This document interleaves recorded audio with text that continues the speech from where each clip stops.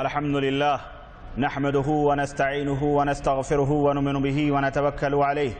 ونعوذ بالله من شرور أنفسنا ومن سيئات أعمالنا من يهده الله فلا مضل له ومن يضلله فلا هادي له وأشهد أن لا إله إلا الله وأشهد أن محمدا عبده ورسوله أما بعد فإن خير الحديث كتاب الله وخير الهدي هدي محمد صلى الله عليه وسلم وشر الأمور محدثاتها وكل محدثة بدعة وكل بدعة ضلالة وكل ضلالة في النار. قال الله تبارك وتعالى في كلامه المجيد: أعوذ بالله السميع العليم من الشيطان الرجيم. بسم الله الرحمن الرحيم. يا أيها الذين آمنوا اتقوا الله حق تقاته ولا تموتن إلا وأنتم مسلمون واعتصموا بحبل الله جميعا ولا تفرقوا. وقال تعالى في مقام آخر: ومن يشاقق الرسول من بعد ما تبين له الهدى ويتبع غير سبيل المؤمنين نوله ما تولى ونصله جهنم وساءت مصيرا. اللهم صل على محمد وعلى آل محمد كما صليت على إبراهيم وعلى آل إبراهيم إنك حميد مجيد. اللهم بارك على محمد وعلى آل محمد كما باركت على إبراهيم وعلى آل إبراهيم إنك حميد مجيد. تمام قسم کی حمد و ثنا، کبریائی اور بڑائی اس خالق عز و جل کے لیے لائق و زیبا ہے جس نے ہمیں اور آپ کو پیدا فرمایا، اور بیش بہا درود و سلام اس ذات مبارکہ مقدسہ پر جو ساری کائنات کے لیے رشد و ہدایت بنا کر کے بھیجے گئے. برادران اسلام، نوجوان دوستوں، بزرگوں اور بھائیوں اور قابل احترام اسلامی ماں اور بہنوں، آج یہ میرے لیے نہایت ہی سعادت اور خوش نصیبی کی بات ہے کہ میں اس جامع مسجد میں آپ حضرات سے بالمشافہ ملاقات کا شرف حاصل کر رہا ہوں، اور مجھے یہ سعادت اللہ وحدہ لا شریک نے عطا فرمائی کہ میں قرآن و سنت کی روشنی میں کچھ باتیں آپ حضرات کی خدمت میں رکھ سکوں. حضرات، آج جیسا کہ آپ نے سماعت فرمایا کہ ہماری تقریر کا موضوع ہے سیرت ائمہ اربعہ رحمہم اللہ. آج کی یہ بزم انہی کے سیرت کے تذکرے کے تعلق سے منعقد کی گئی ہے اور سجائی گئی ہے. اس مختصر سے وقت میں مکمل طور پر ہر امام خدا کی اور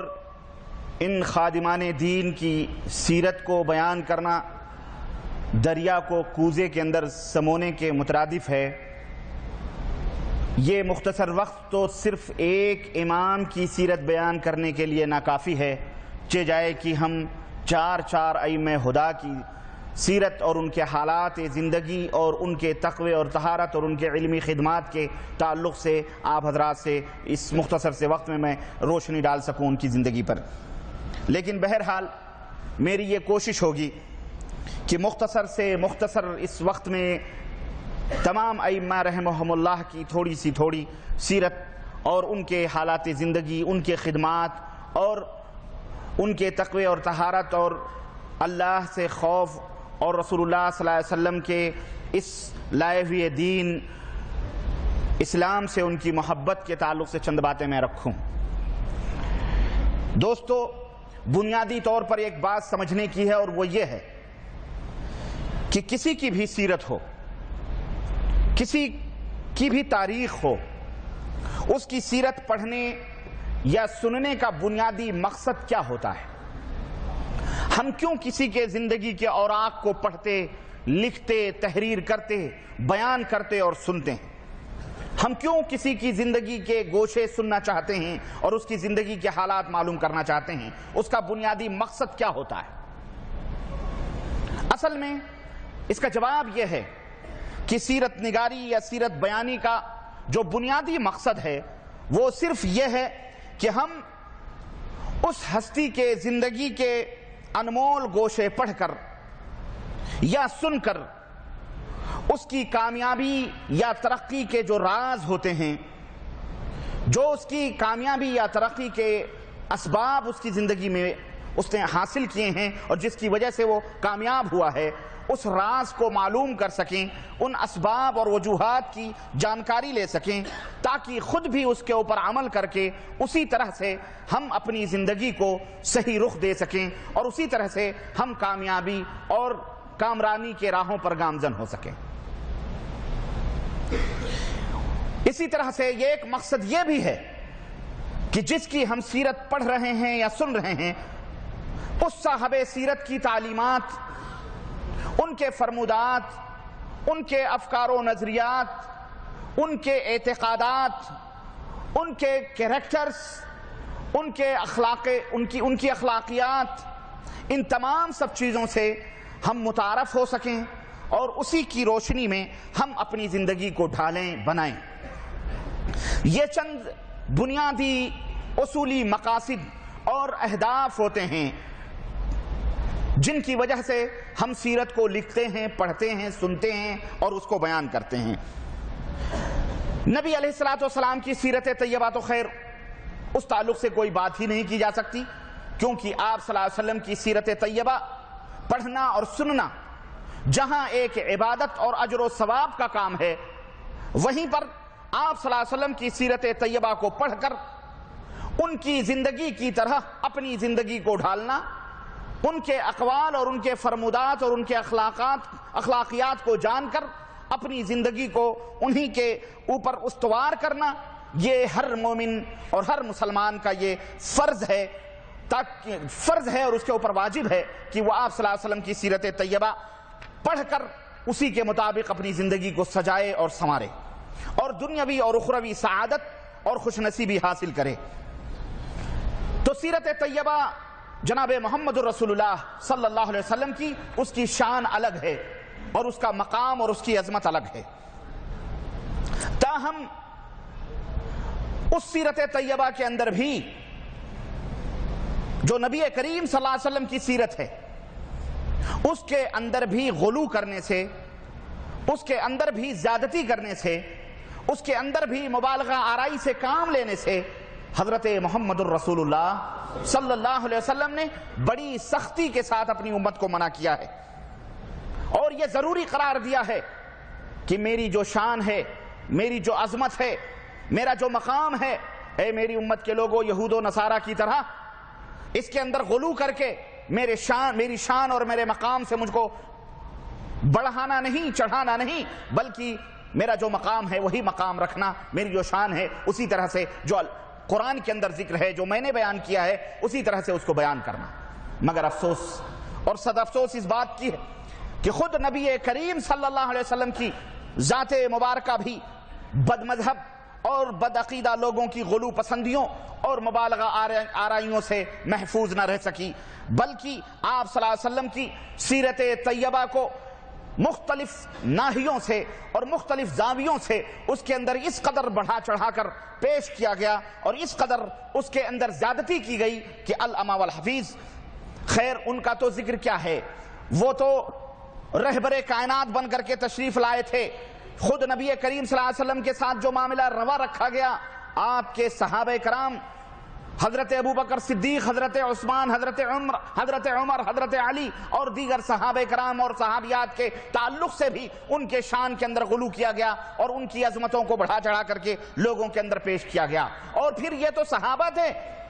ان کے بعد جو درجہ تابعین، تبع تابعین، ائمہ ہدی رحمہم اللہ کا آتا ہے، ان کی بھی سیرت ان لوگوں کے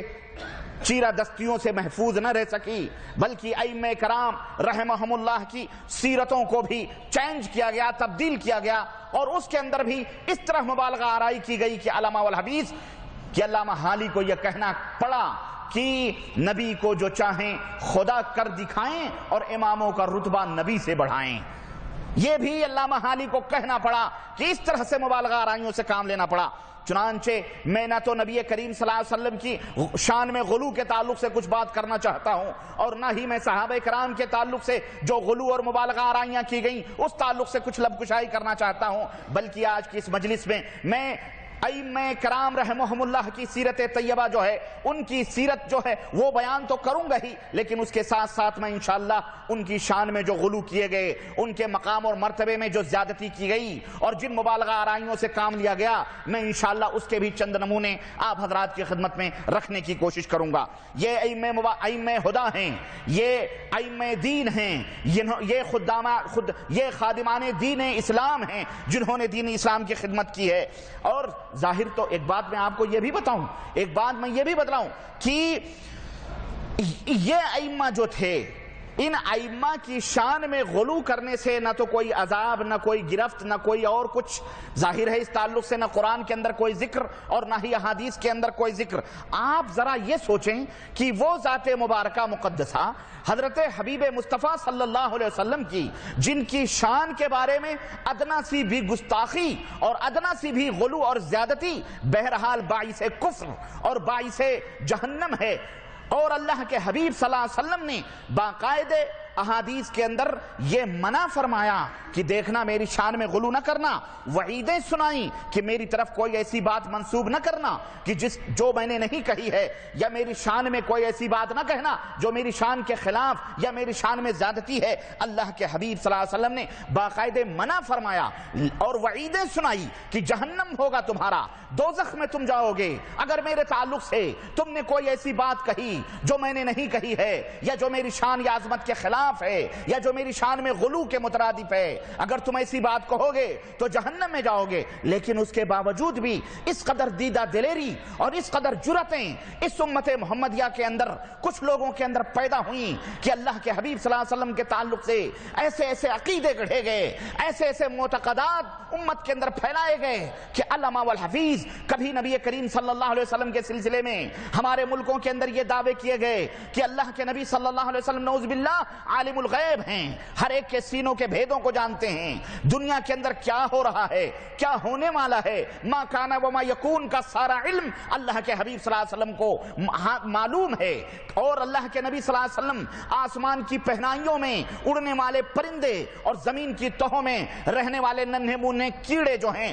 ان کی حرکتوں سے بھی نعوذ باللہ اللہ کے حبیب صلی اللہ علیہ وسلم واقف ہیں۔ کسی نے یہ عقیدہ بتلایا کہ اللہ کے نبی ہر مومن کے گھر میں حاضر و ناظر ہیں، اللہ کے نبی ہر مومن کے گھر میں تشریف لاتے ہیں اور ہر مومن کے گھر میں داخل ہیں، اس لیے جب بھی گھروں کے اندر داخل ہویا جاتا ہے ہمیں اللہ کے نبی سے سلام کرنے کا حکم دیا ہے۔ استغفر اللہ، اس طرح کے ایمان و عقیدے۔ اسی طرح یہاں تک کہا گیا کہ ہر صبح و شام میں امتی آپ صلی اللہ علیہ وسلم کا جو بھی عمل کرتا ہے وہ نبی کریم صلی اللہ علیہ وسلم کی قبر میں پیش بھی کیا جاتا ہے اور آپ اسے اپنی نگاہوں سے دیکھتے ہیں۔ یہاں تک آپ صلی اللہ علیہ وسلم کے شان میں غلو کی گئی کہ جنت اور جہنم، شمس و قمر، شجر و حجر، زمین اور آسمان اور اس کے مابین، اس کے درمیان جتنی بھی چیزیں ہیں، یہ ساری ملکیت حضرت محمد الرسول اللہ صلی اللہ علیہ وسلم کی ہے۔ جس کو چاہتے ہیں جنت میں داخل کرتے ہیں، جس کو چاہتے ہیں جہنم میں داخل کرتے ہیں۔ اور یہی نہیں بلکہ یہاں تک عقیدے گڑھے گئے کہ آپ صلی اللہ علیہ وسلم اپنی قبر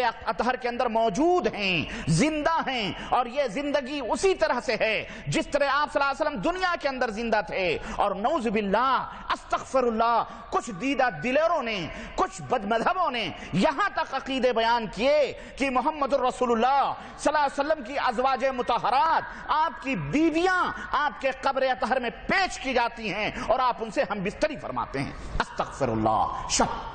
شباشیاں فرماتے ہیں۔ اس طرح کی بدعقیدیاں علامہ والحفیظ اور وہ توحید کے دعوے دار، ہم نے بہت سارے لوگوں کو دیکھے جنہوں نے توحید و سنت کے ڈنکے چہار داغ عالم میں بجائے ہوئے ہیں، لیکن نعوذ باللہ ان کی کتابیں، ان کے عقیدے جب ہم پڑھتے ہیں، انہوں نے اپنی کتابوں میں کسی نے یہاں تک لکھا کہ اللہ کے حبیب صلی اللہ علیہ وسلم بادلوں کے رتھ پر سفر کرتے ہیں اور دنیا کے اندر جہاں جانا چاہتے ہیں وہاں چلے جاتے ہیں۔ استغفر اللہ۔ اور یہی نہیں بلکہ کہیں بھی ان کا کوئی امتی کسی دکھ میں ہو، کسی مصیبت میں ہو، اللہ کے نبی قبر کے اندر سب کچھ جانتے ہیں اور وہاں سے بادلوں پہ، ہواؤں پہ سفر کر کے اپنے امتی کی مدد کے لیے نعوذ باللہ پہنچ جاتے ہیں۔ حقہ پانی اور راشن کارڈ اور راشن اور غلے بھی نعوذ باللہ پہنچاتے ہیں، روٹیاں بھی تقسیم کرتے ہیں۔ کوئی کہتا ہے اللہ کے نبی جنگلوں میں پھر رہے ہیں اور بھٹکنے والوں کو راہ دکھلاتے ہیں اور ان کو پانی پلاتے ہیں۔ استغفر اللہ۔ کوئی کسی نے یہ عقیدہ بیان کیا کہ اللہ کے نبی صلی اللہ علیہ وسلم کے اوپر ایک درود پڑھ دو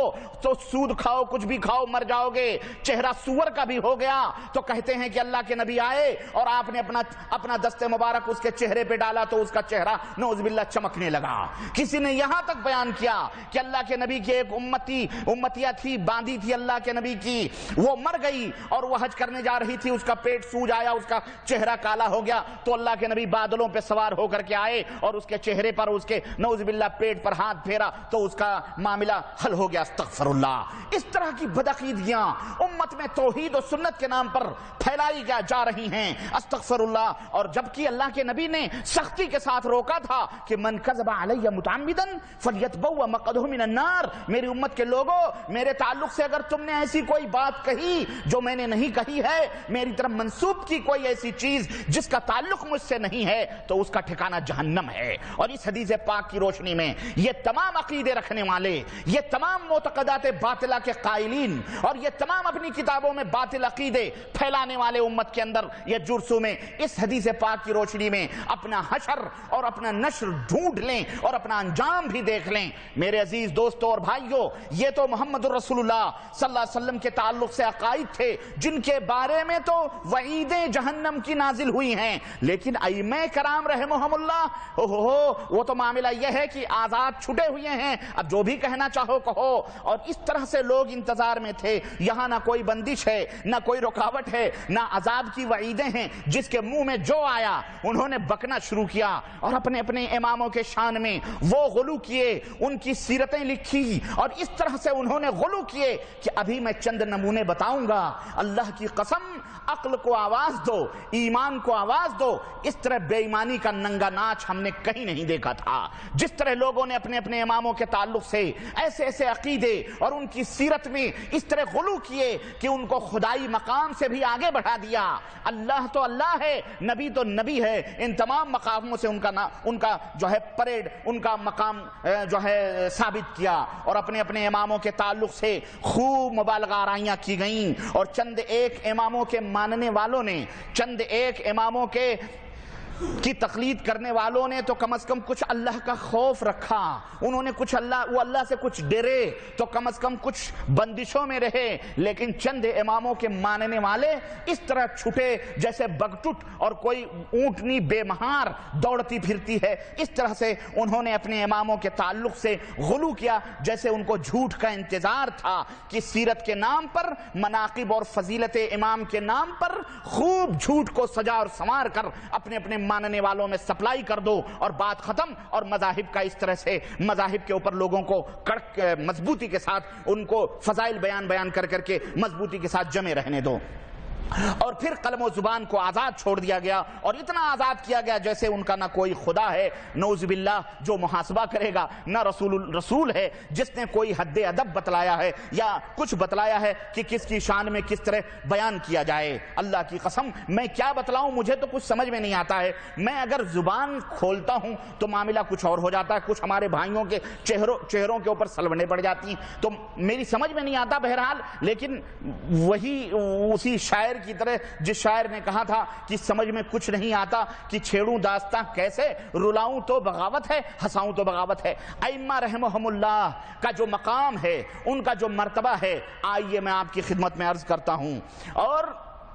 خود آئینہ میں دکھاتا ہوں انشاءاللہ تبارک تعالیٰ ان ائمہ کا۔ اور آئینہ خود درپن جھوٹ نہیں بولتا بلکہ آئینہ خود سچ بتاتا ہے، جو جہاں ہے اس کی حقیقتیں وہ آئینہ ظاہر کرتا ہے۔ اور ایک بات میں آپ کو اور بتاؤں کہ اپنے اپنے اماموں کی فضائل اگر اور ان کے مناقب کی بات ہوتی تو ہوتی، اس کے اندر کذب اور جھوٹ اور دجل اس قدر ملائی گئی ہے اور اس قدر اس کی ملاوٹ کی گئی ہے کہ علامہ والحفیظ۔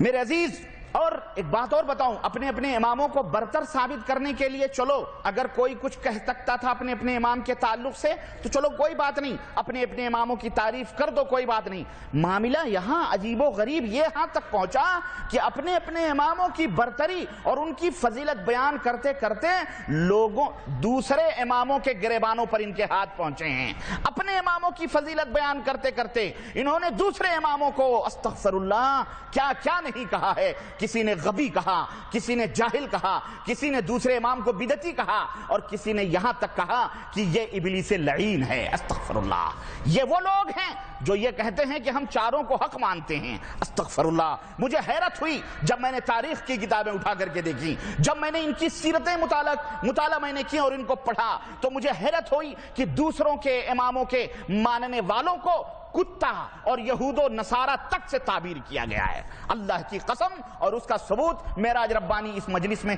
دے کے اٹھے گا انشاءاللہ تبارک و تعالی۔ لیکن عرض کرنے کا مطلب یہ ہے کہ ہم گناہوں پہ لذت مارے جا رہے ہیں، ہمارے اوپر خام خواہ الزام تراشیاں کی جا رہی ہیں، سب کچھ حضرت کھا پی کے 70 چوہے کھا کے پھر بھی یہ حج کو چل رہے ہیں۔ میری سمجھ میں نہیں آتا ہے، ہم ہر امام کو تسلیم کرتے ہیں، ہر امام کی امامت کو مانتے ہیں، ان کے تقوی، ان کی طہارت، ان کے زہد، ان کے مقام، ان کے خدمت دین، ہر چیز کو تسلیم کریں اور ہر ایک کی باتوں کو مانیں جو قرآن و سنت کے مطابق ہے۔ اور جیسا انہوں نے فرمایا، پھر بھی ہم گستاخ ہیں، ہم بد مذہب ہیں، ہم لا مذہب ہیں، ہم ان کی برائیاں کر رہے ہیں، ہم اماموں کو نہیں مانتے ہیں، اور یہ ایک کو مان کر 3 کا انکار کریں، 3 کو جاہل بنائیں، 3 کو یہود و نصارہ تک سے تعبیر کریں۔ استغفر اللہ۔ تو یہ بہت بڑے اماموں کے چاہنے والے، یہ عجیب و غریب فلسفہ ہے جو اس وقت امت کے اندر پھیلایا جا رہا ہے، اور یہ ہماری خاموشیوں کی وجہ سے اس طرح ناجائز طور پر یہ افکار اور یہ خیالات ان بھولے بھالے مسلمانوں کے اندر پھیلائے جا رہے ہیں۔ آج اس بات کی ضرورت ہے کہ علماء اسلام جہاں بدعت اور شرک کی طرف اپنے قلم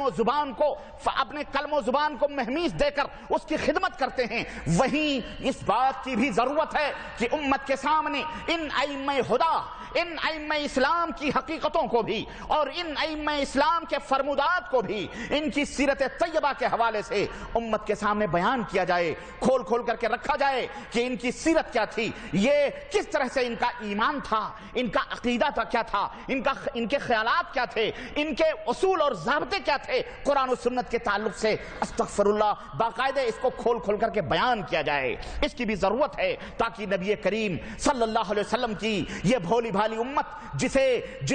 عقیدت و محبت کا رنگ دے کر، عقیدت و محبت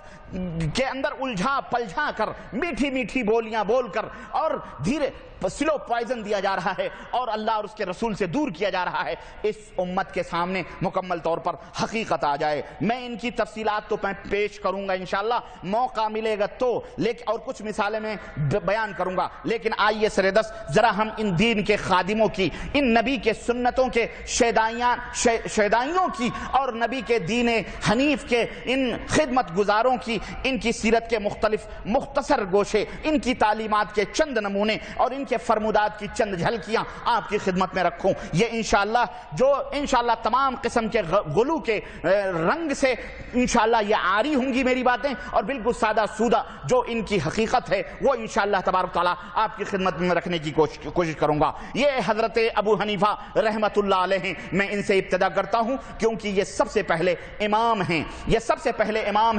حضرت ابو حنیفہ رحمۃ اللہ علیہ۔ ان کا نام کیا ہے؟ ان کا مکمل نام نعمان ابن ثابت رحمہ اللہ ہے، اور ان کی بیٹی کا نام حنیفہ تھا، اسی بیٹی کی طرف منسوب ہو کر کے یہ ابو حنیفہ یعنی حنیفہ کے باپ کہلاتے ہیں۔ اور آج بھی جو لوگ اپنے آپ کو حنفی کہتے ہیں، یہ انہی کی بیٹی کی طرف ان کی نسبت ہے، امام صاحب کی بھی طرف ان کی نسبت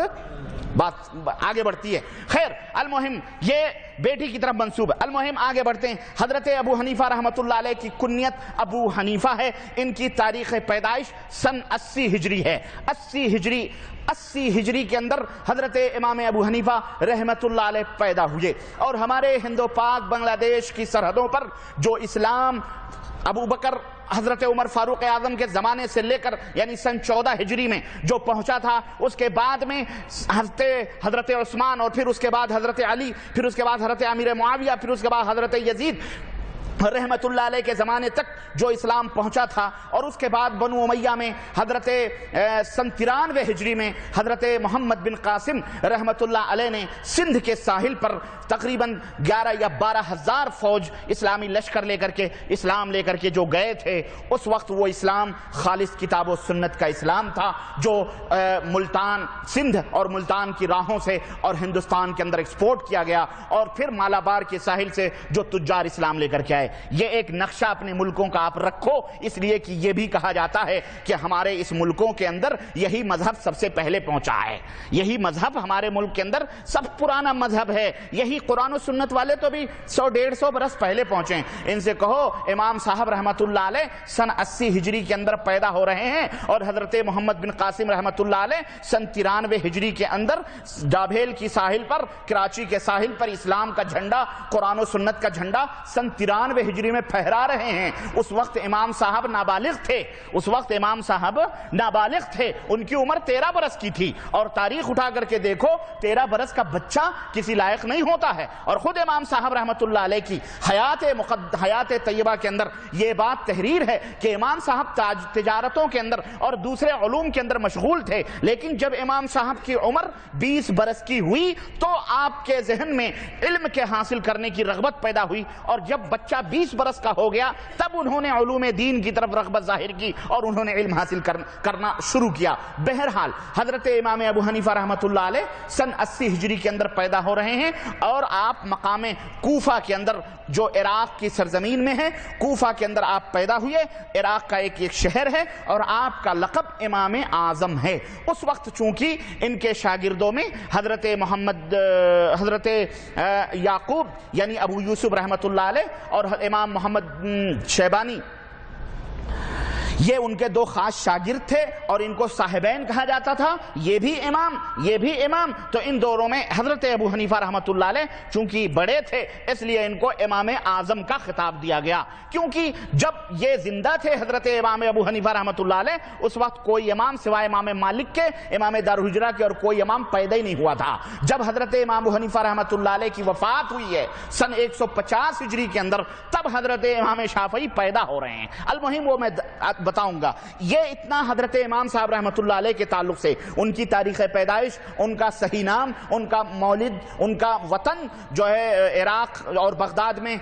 حضرت امام ابو حنیفہ رحمت اللہ علیہ کو خلیفہ منصور عباسی نے سیاسی وجوہات کی بنا پر کوفہ سے بغداد منتقل ہونے پہ مجبور کیا، اور پھر امام ابو حنیفہ رحمت اللہ علیہ کسی سیاسی وجوہات کی بنا پر ان کو جیل کے اندر ڈال دیا گیا، اور اس مظلوم امام کی وفات اسی جیل کے اندر ہوئی سن 150 ہجری کے اندر۔ یہ حضرت امام ابو حنیفہ رحمت اللہ علیہ کی پیدائش، ان کا خاندان، ان کا نام، ان کی کنیت اور ان کی مختصر سی۔ امام ابو حنیفہ رحمت اللہ علیہ نے بہت سارے شاگرد ان کے پیدا ہوئے، لیکن دو شاگرد بڑے اہم تھے، حضرت محمد شیبانی رحمت اللہ علیہ، ان کا نام محمد بن حسن شیبانی رحمت اللہ علیہ، اور ان کے ایک شاگرد امام ابو یوسف رحمت اللہ علیہ، یہ دو خاص اہم شاگرد تھے جو ان کی شاگردی میں رہتے تھے۔ بہرحال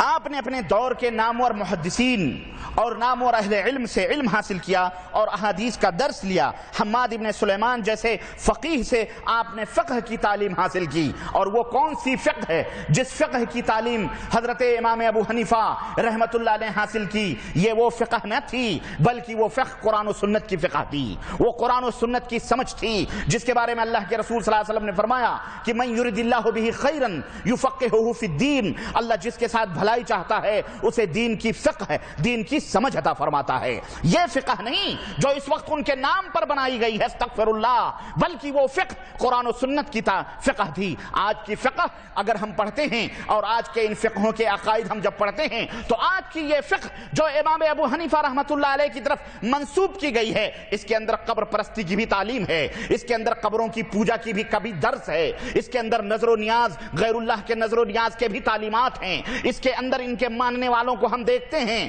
جو اپنے آپ کو حنفی کہتے ہیں، کہ ان کے ماننے والوں کو ہم دیکھتے ہیں کہ غیر اللہ کے نام کے ذبیحے بھی ذبح کر رہے ہیں، یا 11ویں کی ڈیگیں بھی ٹھنکاتے ہیں، یا رجب کے کنڈے بھی بھرتے ہیں، یا شب برات کی راتوں کو بھی پھلجڑیاں اور اس کو اپنے سجدوں سے آباد بھی کرتے ہیں۔ یہ بدعات اور خرافات کے رسیاں ہیں، ہم یہ جانتے۔ تو وہ فقہ جو امام ابو حنیفہ رحمۃ اللہ علیہ نے حاصل کی تھی اور اپنے شاگردوں کو بتلائی تھی، وہ یہ فقہ نہ تھی جو آج اسلام کے نام پر امت کے درمیان رائج ہے، بلکہ اس فقہ کا امام ابو حنیفہ رحمۃ اللہ علیہ سے کوئی قطعاً کوئی تعلق نہیں ہے۔ اور امت محمدیہ کے لوگوں کان کھول کر کے سن لو، ہم یہی تمہیں بتلا رہے ہیں، اور یہ بات وہ ہے کہ دنیا کا کوئی مائی کا لال اس کو غلط ثابت نہیں کر سکتا ہے۔ اور میں چیلنج کرتا ہوں پوری دنیا میں جو لوگ بھی حضرت امام ابو حنیفہ رحمۃ اللہ علیہ کی طرف اپنی نسبت کرتے ہیں، میں یہ کہا کرتا ہوں کہ یہ امام ابو حنیفہ کا دین نہیں تھا، یہ امام ابو حنیفہ رحمۃ اللہ علیہ کا مذہب نہیں تھا، یہ امام ابو حنیفہ رحمۃ اللہ علیہ کا عقیدہ نہیں تھا۔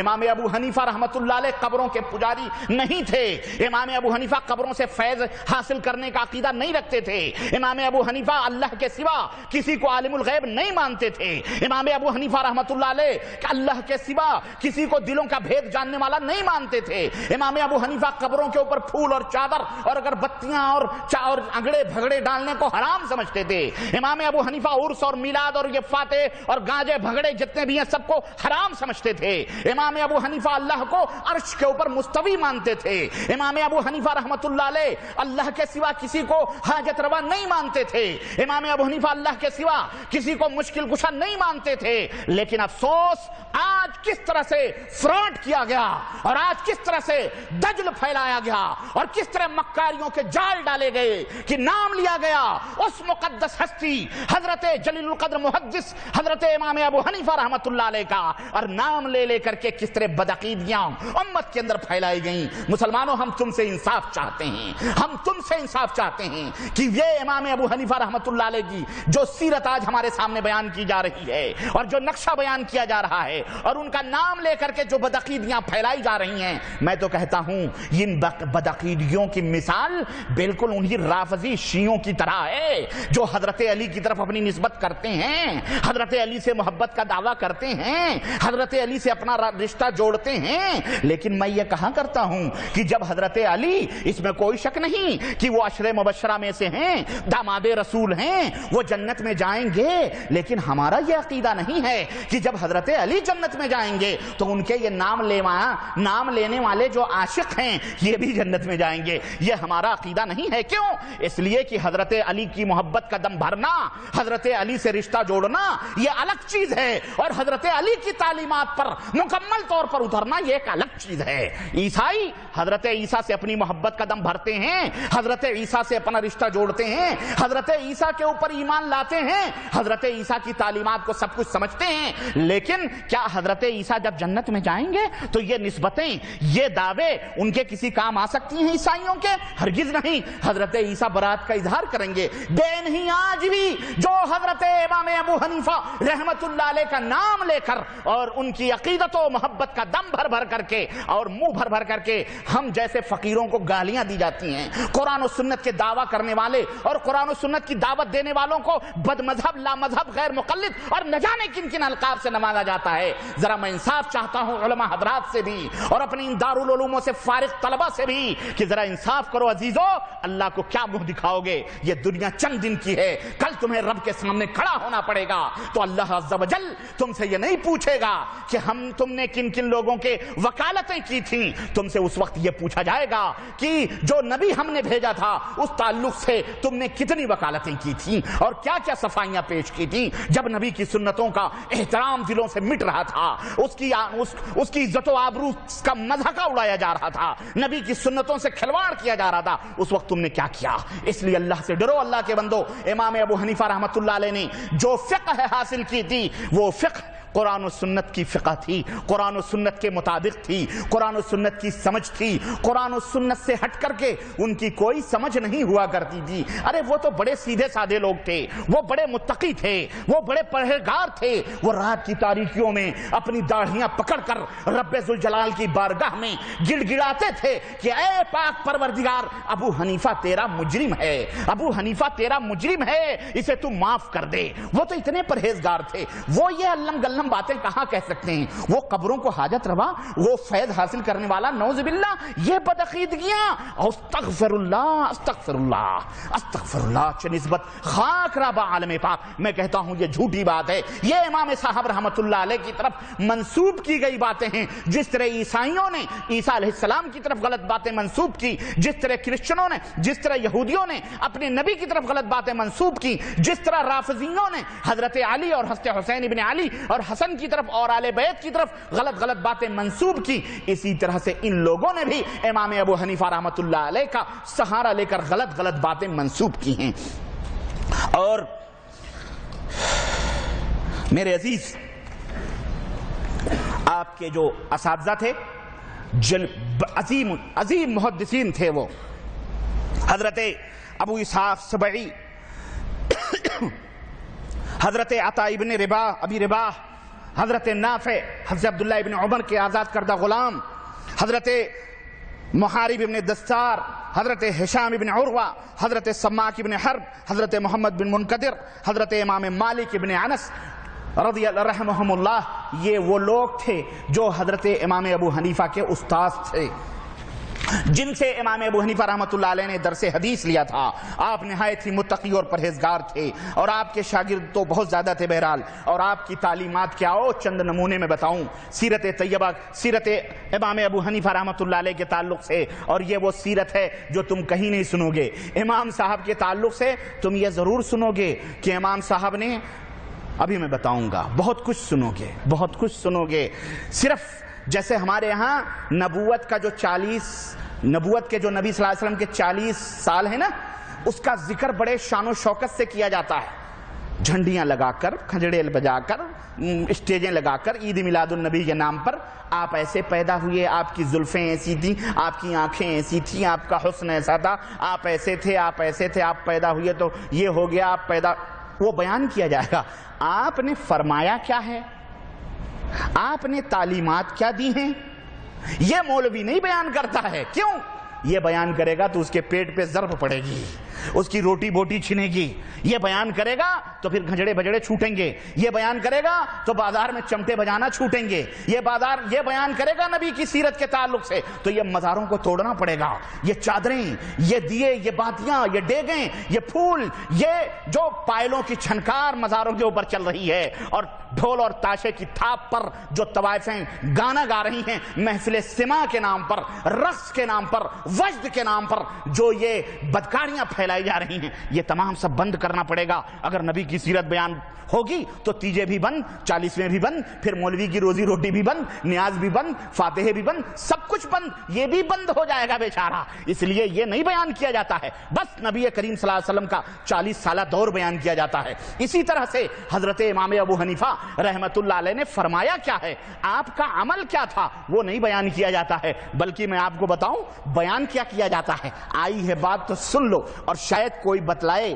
کیونکہ یہ وہ نادر کتابیں ہیں جو شاید آپ کو کہیں ملیں. اسلامک بک فاؤنڈیشن نئی دلی، 1781 ہاؤس وی والا نئی دہلی، یہ ہمارے بچوں نے پھاڑ پھوڑ کے اس کا بڑا برا حال کیا ہے. لیکن اس کتاب کا نام میں بتاؤں آپ کو، اللہ آپ کو جزائے خیر دے، اس کتاب کا نام ہے مناقب امام اعظم ابو حنیفہ رحمت اللہ علیہ. امام ابو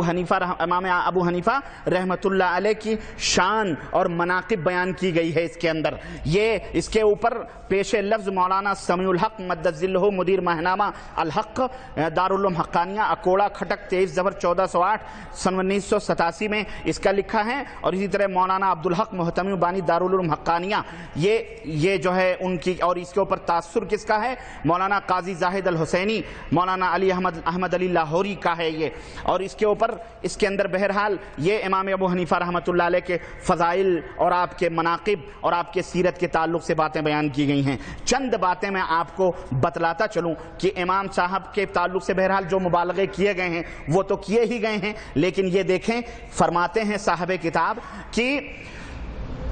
ائمہ احناف کے فقہی خدمات ایک دلچسپ تمثیل اور تشریح. کہتے ہیں فقہا کہتے ہیں کہ فقہ کا کھیت عبداللہ ابن مسعود نے بویا. سنو،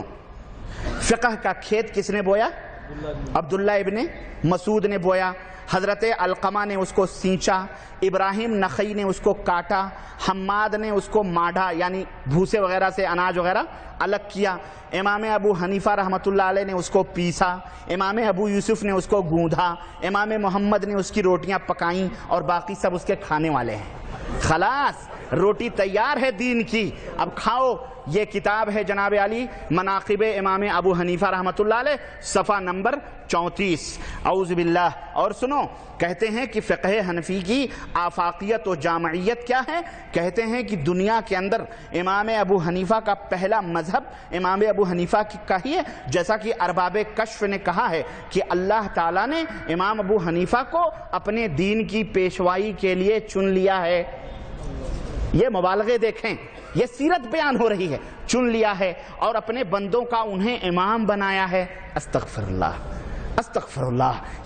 یہ اللہ کے اوپر بہتان نہیں ہے، یہ اللہ کے اوپر جھوٹ تہمتیں نہیں لگانا ہے۔ سنو، ان کے ماننے والے ہر زمانے میں بڑھتے جائیں گے، قیامت تک بڑھتے جائیں گے۔ اللہ کے فضل سے آج گھٹتے جا رہے ہیں، الحمدللہ، اللہ کا فضل ہے۔ کیوں؟ حقیقتیں جب لوگوں کو واضح ہو رہی ہیں تو توبہ کر رہے ہیں۔ اور سنو، یہی نہیں بلکہ کہتے ہیں کہ امام صاحب جو تھے، ایک سیکنڈ، امام صاحب اللہ آپ کا بھلا کرے، کہتے ہیں کہ ریاضت و مجاہدہ، حضرت اسد ابن حضرت امام ابو حنیفہ رحمۃ اللہ علیہ کی سیرت یہ ہے کہ امام ابو حنیفہ رحمۃ اللہ علیہ نے 40 سال تک عشاء کے وضو سے صبح کی نماز پڑھی ہے، سنیں، اور عموماً رات کو تمام قرآن مجید ایک رکعت میں پڑھ لیا کرتے تھے۔ استغفر اللہ، ایک سنت کا شیدائی، ایک اگر امام ابو حنیفہ رحمۃ اللہ علیہ، اس میں کوئی شک نہیں کہ وہ نبی کریم صلی اللہ علیہ وسلم کی سنتوں کے شیدائی تھے، وہ اللہ کے نبی نے فرمایا 3 دن سے کم میں جو قرآن کو پڑھتا وہ قرآن کو سمجھتے نہیں۔ کیا امام صاحب ایسی حرکت کر سکتے ہیں؟ ایک رات میں پورا قرآن پڑھ لیا کرتے تھے، ظہر کے بعد تھوڑا سو لیا کرتے تھے، اور فرماتے ہیں کہ رسول اللہ صلی اللہ علیہ وسلم نے فرمایا ہے کہ قیام لیل والے ظہر کے بعد نیند سے امداد طلب کر لیا کرو۔ رمضان میں معمول بدل جاتا تھا، ایک ختم قرآن رات کو اور ایک ختم قرآن دن کو کر لیا کرتے تھے۔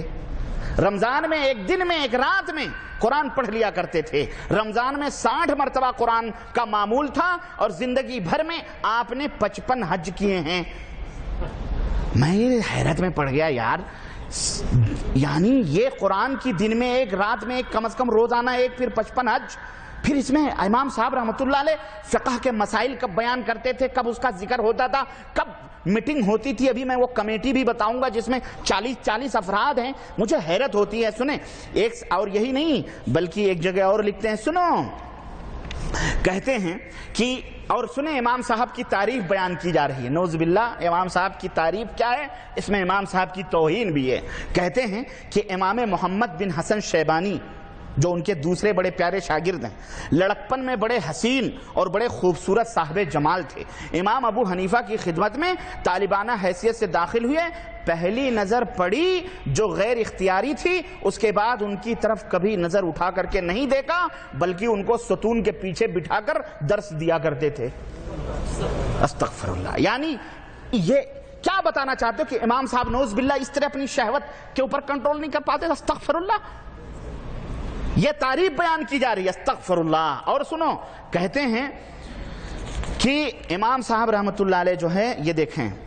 امام ابو حنیفہ رحمۃ اللہ اپنی زندگی میں 55 حج کیے۔ جب آخری مرتبہ زیارت بیت اللہ کے لیے تشریف لے گئے تو کعبۃ اللہ کے خادموں سے دروازہ کھولنے اور اندر داخل ہونے کی اجازت چاہی۔ جب دروازہ کھول دیا گیا تو بیت اللہ کے دونوں ستونوں کے درمیان نماز کے لیے کھڑے ہو گئے، اور سنو مسلمانوں، سنو ذرا غور سے، اور ایک پاؤں پر دوسرا پاؤں رکھ کر پورا قرآن ختم کیا۔ یہ کون سی عبادت کا طریقہ تھا؟ یہ ہمارے اس امام اہل السنہ کو اتنی تہمتیں لگا کے یہ بیچارے علماء حضرات کیا ثابت کرنا چاہتے ہیں، یہ بتلاؤ ہیں؟ سنو، اچھا، پورا قرآن، جب نماز سے فارغ ہوئے تو امام صاحب پر گریہ طاری ہوا، یعنی رونا شروع کیے، اور جب روتے روتے دیر ہو گئی تو اللہ کی طرف، اور اللہ کے دربار میں دعا کرنے لگے، تو اللہ کی طرف سے غیب کی آواز آئی۔ اللہ کی طرف سے کیا آئی؟ کعبے میں آواز آئی، اور آواز کیا تھی؟ آواز تھی وَعَرَفْتُ فَأَحْسَنْتُ الْمَعْرِفَةَ وَخَدَمْتَ فَخْلَصْتَ الْخِدْمَةَ۔ وَغَفَرْنَ لَكَ وَلِمَنْ كَانَ عَلَى مَذْهَبِكَ إِلَى قِيَامِ السَّاعَةِ کہ اے ابو حنیفہ دین کی خدمت کی، لہذا ہم نے تجھے اور ان لوگوں کو جو تیرے مذہب کے پیروکار ہیں قیامت تک جو تیرے پیروکار ہوں گے، ہم نے سب کی مغفرت کر دی ہے۔ خلاص بات ہی ختم۔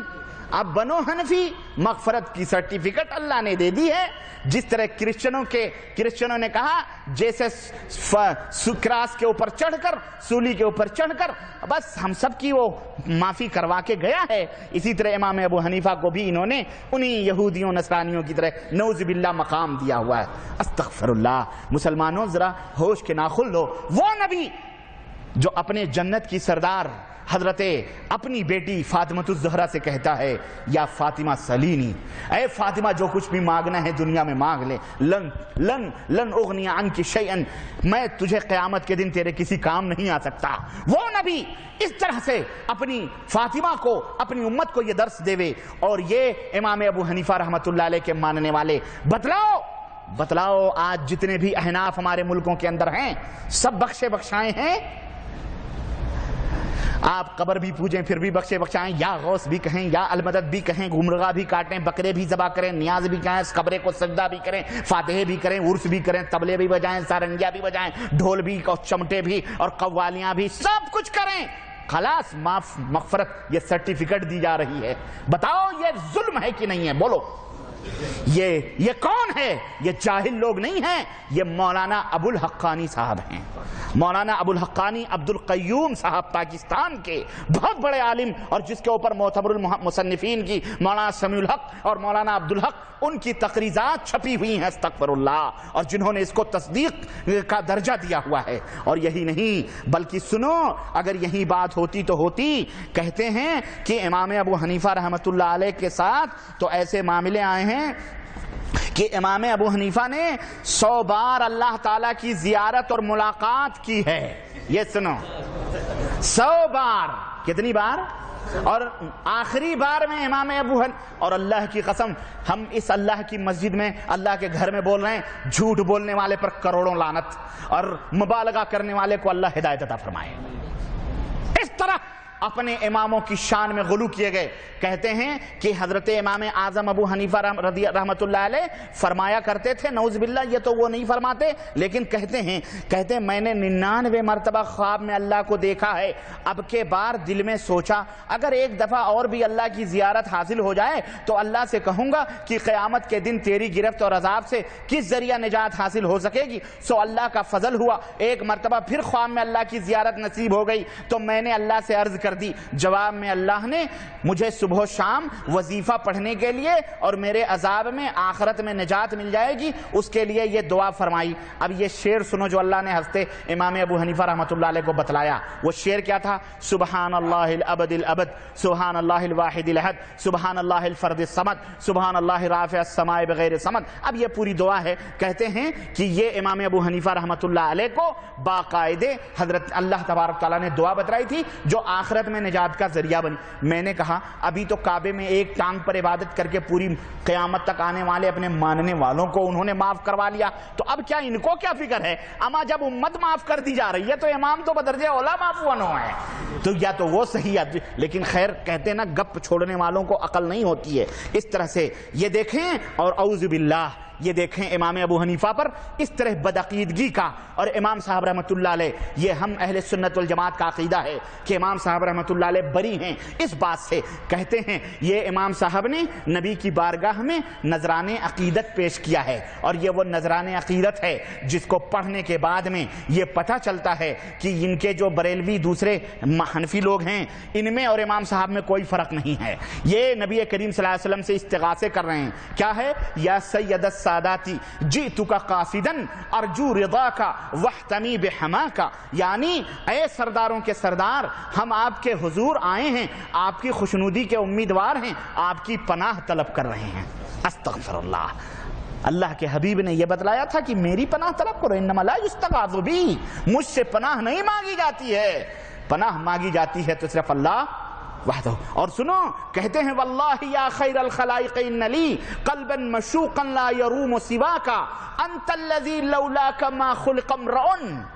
انت الذی لولاک ما خلق امرؤ کلا ولا خلق الورى لولاک انت الذی لما توسل آدم من ذلۃ بک فاز وهو اباک. کہتے ہیں کہ آپ اگر نہ ہوتے تو پھر اللہ کی قسم آپ بہترین خلائق ہیں. میرا دل صرف آپ کی محبت سے بھرا ہوا ہے, آپ کے سوا کسی کا طلبگار نہیں ہوں. اگر آپ نہ ہوتے تو پھر کوئی شخص پیدا ہی نہ ہوتا,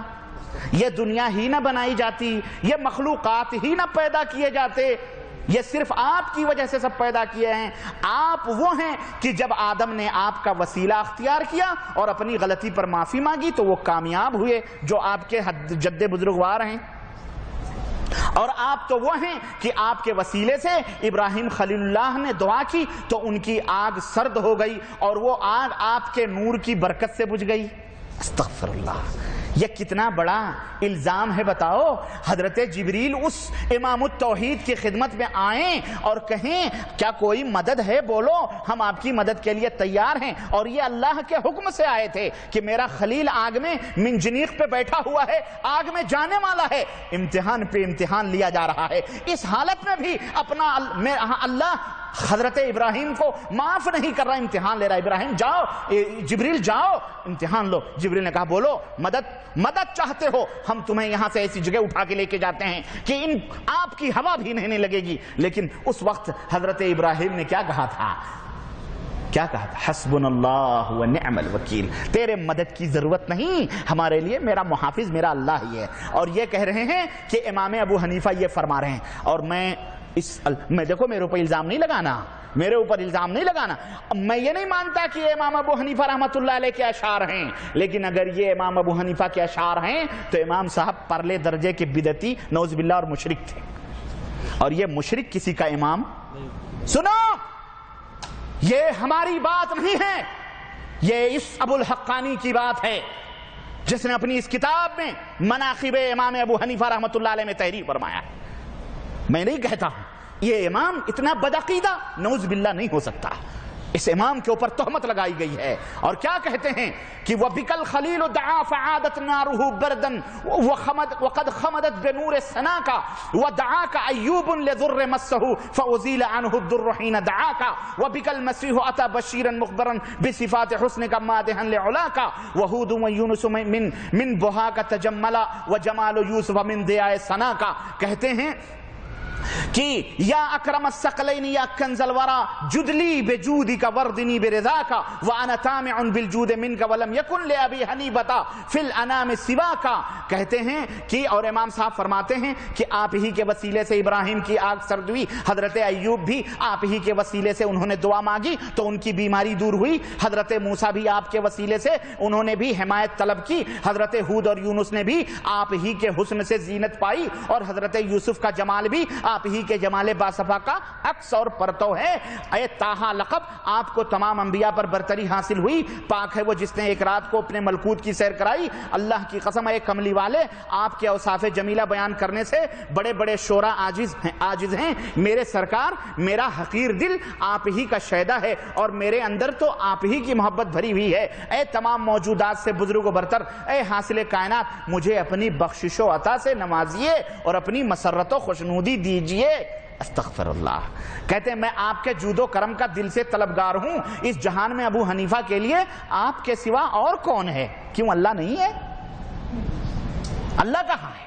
سنو, اے ہدایت کے علم سربلند, مشتاقان زیارت کے شوق بے حد کے مطابق قیامت تک اللہ کا درود و سلام. یہ اس طرح امام ابو حنیفہ رحمت اللہ علیہ کی شان میں یہ کتاب لکھی گئی, غلو کیا گیا. المہم کہنے کا مطلب یہ ہے اپنے اپنے اماموں کے بارے میں اس طرح گل کھلائے گئے. میرے عزیزو, ہم جب کہتے ہیں کہ امام صاحب ان سے بری ہیں اور یہ سب بدعقیدگی ہے, یہ سب امام صاحب کے اوپر تہمت ہے, تو ہم کو بد مذہب اور لا مذہب کے نام سے یاد کیا جاتا ہے. اور ذرا سنو امام ابو حنیفہ رحمت اللہ علیہ کی تعلیم کیا ہے. آپ سے پوچھا گیا کہ امام صاحب یہ بتلاؤ, اگر آپ کا فتویٰ کتاب اللہ یا سنت رسول اللہ کے خلاف ہو تو آپ کیا کہتے ہیں؟ کہنے لگے اذا قلت قولا وکتاب اللہ یخالفہ قال اترکوا قولی بکتاب اللہ اے لوگو اگر میں نے کوئی ایسی بات کہی جو اللہ کے کتاب قرآن کے خلاف ہو تو میری بات کو دیوار پہ مار دو اور کتاب اللہ کی بات کو لے لو۔ فقیل اذا کان خبر رسول اللہ، اگر نبی صلی اللہ علیہ وسلم کی حدیث ہو تو کہنے لگے اترکو قولی لخبر رسول اللہ، میری بات کو اللہ کے رسول صلی اللہ علیہ وسلم کے حدیث کے مقابلے میں انکار کر دو۔ فقیل اذا کان قول الصحابہ، اگر صحابی کی بات آپ کی بات سے ٹکرا رہی ہے، کہنے لگے یخالف اترکو قولی لقول الصحابہ، نبی کے صحابہ کی بات کے خلاف اگر میری بات جا رہی ہے تو میری بات کا انکار کر دو اور نبی کے صحابہ کے فرمودات کو لے لو۔ یہ اتنا بڑا امام ہے، اتنا بڑا امام جو اس طرح کی اپنی، اور میں کہتا ہوں یہ جتنی بھی باتیں گپ کہاں کی گئی ہیں یہ تمام سب باتیں ہم انکار کرتے ہیں۔ کیوں؟ یہ سب قرآن و سنت کے خلاف ہیں، قرآن و سنت کے خلاف ہیں، یہ اس امام کے عقیدے کے خلاف ہیں، اس لیے ہم اس کا انکار کرتے ہیں۔ اور ایک جگہ کہنے لگے اذا جاء عن النبی صلی اللہ علیہ وسلم فعلى الراس والعين، کہنے لگے اگر نبی صلی اللہ علیہ وسلم کی کوئی حدیث آتی ہے تو یہ میرے سر آنکھوں پر ہے۔ وَإِذَا جَاءَ عَنْ أَصْحَابِهِ، اور جب اللہ کے نبی کے صحابہ کی طرف سے اگر کوئی بات آتی ہے تو ہمارے نزدیک ان کی بات بھی ہمارے سر آنکھوں پر ہے، لیکن اگر کوئی تابعی کی طرف سے کوئی بات آتی ہے تو پھر ہم ان سے باقاعدہ بحث کریں گے۔ وَنَحْنُ رِجَالٌ وَهُمْ رِجَالٌ، ہم بھی مرد ہیں وہ بھی مرد ہیں، تابعی ہیں تو کیا ہوا، پھر ہم ان سے بحث کریں گے، اور جس کی بات سچ ہوگی اس کی بات کو ہم، یہ تقلید کے خلاف ایک ایسا ہتھوڑا ہے جو امام صاحب دے رہے ہیں کہ اگر نبی کی بات ہو، قرآن ہو تو کوئی بات نہیں، حدیث ہو تو کوئی بات نہیں، صحابی کا قول ہو کوئی بات نہیں، لیکن اس کے بعد جو درجات ہیں ہم بھی رجال ہیں وہ بھی رجال ہیں، پھر دیکھیں گے کس کی بات قرآن و سنت سے ملتی جلتی ہے، ہمارے سر آنکھوں پہ ہوگی۔ یہ دیکھو امام ابو حنیفہ رحمۃ اللہ علیہ کیا فرماتے ہیں، اور یہی وہ سنہری وصول ہے، اور یہی وہ حضرت امام ابو حنیفہ کے فرمودات ہیں جنہوں نے اپنے بیان سے یہ بتلا دیا ہے کہ اے لوگو، اے میرے پیچھے چلنے والو، اے میری طرف اپنی نسبت کرنے والو، انہی وصولوں کو مشعل راہ بناؤ، یہی ہدایتیں، یہی نور ہدایت ہیں، انہی کو روشنی کا ذریعہ بناؤ جن کو امام ابو حنیفہ نے اپنایا ہے۔ یہی وہ سنہری وصول ہیں جن کے اوپر تمام ائمہ اہل سنت والجماعت متفق ہیں، چاہے امام شافعی ہوں، چاہے امام احمد بن حنبل ہوں، چاہے امام مالک ہوں، چاہے جو بھی امام ہوں، سارے انہی وصولوں پر متفق ہیں۔ اور اسی طرح سے جتنے بھی ائمہ ہیں یہ تمام سب اس بات کے متفق ہیں، لیکن افسوس ان کی طرف اپنی نسبت کرنے والے لوگوں کو، اور امام صاحب کی طرف کیا، امام صاحب کی بیٹی کی طرف نسبت کرنے والوں سے میں درخواست کروں گا، حنیفہ کی طرف نسبت کرنے والوں کو، کہ لوگو اللہ سے ڈرو۔ انہوں نے کیا لکھا، اس امام نے جو درس دیا کہ لوگو قرآن و سنت کو لازم پکڑو، اس کے بجائے انہوں نے کیا لکھا، اٹھاؤ ہدایہ کا مقدمہ، اس ہدایہ کے مقدمے میں انہوں نے کیا لکھا، فلعنت ربنا اعداد رمل علی من رد قول ابی حنیفہ، کہ ریت کے ذروں کے برابر اس آدمی کے اوپر لعنت ہو جو ہمارے امام ابو حنیفہ کی کسی ایک بات کو رد کرے۔ استغفر اللہ۔ بتاؤ امام شافعی نے ایک نہیں سینکڑوں باتوں کو رد کیا ہے، لعنتی ہوئے۔ امام مالک نے رد کیا، لعنتی ہوئے۔ ہاں ہوئے نا، اس شعر کے مطابق تو ہوئے ہی۔ حضرت امام احمد بن حنبل، تو بتاؤ گستاخ میں یا حضرت؟ آپ ہی اپنی اداؤں پہ ذرا غور کریں، ہم اگر عرض کریں گے تو شکایت ہوگی۔ اور کون کون لعنتی ہوتا ہے، ذرا یہ گالی کن کن لوگوں کی طرف جاتی ہے، ذرا اس کے میدان کو ذرا وسیع کریں گے تو آپ کی سمجھ میں آئے گی۔ بہرحال یہ تو صحابہ کرام تک یہ لعنتیں نعوذ باللہ پہنچتی ہیں، اور یہی نہیں بلکہ یہاں تک اپنے مذہب کے تعلق سے مبالغہ کیا گیا، میں ابھی بتاؤں گا اور بھی۔ خیر، یہ تو حضرت امام ابو حنیفہ رحمۃ اللہ علیہ کی مختصر سیرت تھی اور آپ کے بیانات تھے۔ حضرت امام مالک رحمۃ اللہ علیہ امام دار الہجرہ کہلاتے ہیں، جن کا نام انس ابن مالک ہے، جن کی کنیت ابو عبداللہ ہے، اور جن کی تاریخ پیدائش 90 ہجری ہے۔ امام ابو حنیفہ رحمۃ اللہ علیہ کے 10 برس کے بعد حضرت امام مالک پیدا ہو رہے ہیں، اور مقام پیدائش مدینۃ المنورہ ہے، المدینۃ المنورہ ہے، اور میدان اور وفات بھی مدینہ منورہ کے اندر ہوئی 179 ہجری کے اندر، 179 ہجری کے اندر، اور دفن بھی 80 سال کی عمر میں مدینہ منورہ میں ہوئے۔ اور آپ کی معرکۃ الآراء تصنیف الموطا ہے، جسے موطا امام مالک سے تعبیر کیا جاتا ہے، اور آپ کے اساتذہ جو تھے اس میں آپ جو تھے وہ امام ابو حنیفہ کے بھی استاد تھے، اور امام مالک کے اساتذہ میں سے امام ابو حنیفہ کا بھی، امام ابو حنیفہ کے جو استاد تھے وہی اساتذہ امام مالک کے پاس بھی آتے ہیں۔ چنانچہ حضرت نافع یہ حضرت امام مالک کے استاذ تھے، محمد بن منقدر یہ بھی امام مالک کے استاذ تھے، اور بھی دیگر اساتذہ کی بہرحال فہرست ہے۔ اور ان کے شاگردوں میں اور اسی طرح امام عبداللہ ابن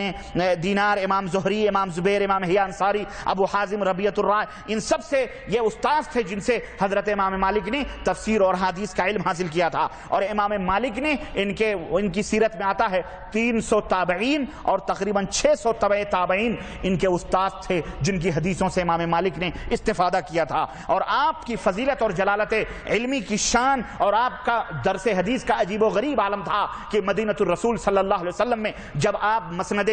درس پر بیٹھتے تھے، تدریس پر بیٹھتے تھے، تو آپ پہلے غسل کرتے، آنکھوں میں سرما لگاتے، کنگھی کرتے، خوشبو پہن اور ہمیشہ اچھے کپڑے، صاف کپڑے، دھلے ہوئے کپڑے پہن کر، خوشبو لگا کر پھر وہ مسند تدریس پر بیٹھتے تھے اور پھر احادیث کا وہ درس دیا کرتے تھے۔ اس طرح اللہ کے حبیب صلی اللہ علیہ وسلم کے احادیث کی محبت آپ کے سینوں میں تھی، اور وہ کہا کرتے تھے کہ جس طرح نبی صلی اللہ علیہ وسلم کا احترام کرنا ہمارے اوپر فرض ہے، اسی طرح آپ کی باتوں کا بھی احترام کرنا ہمارے اوپر فرض ہے۔ آج خوب آزادیاں ہیں، جو جیسے چاہے وہ اپنے منہ میں آتا ہے نبی کی حدیث کا انکار کرے، نبی کی حدیث کا مذاق اڑائے، اپنے مولویوں کی باتوں کے اوپر عمل کرے، اور نبی کی حدیث کو چیگم کی طرح پھیلا کر اپنے مذہب اور اپنے نظریات اور خیالات کے مطابق بنے۔ لیکن اگر وہ دور ہوتا تو پیٹھ سرخ ہو جاتے، پیٹھ لال ہو جاتے۔ ہارون رشید کے زمانے میں حضرت ابو معاویہ الضریر جو دونوں آنکھوں کے اندھے تھے، جب انہوں نے ایک حدیث بیان کی تھی اور کہا تھا کہ اللہ کے نبی کو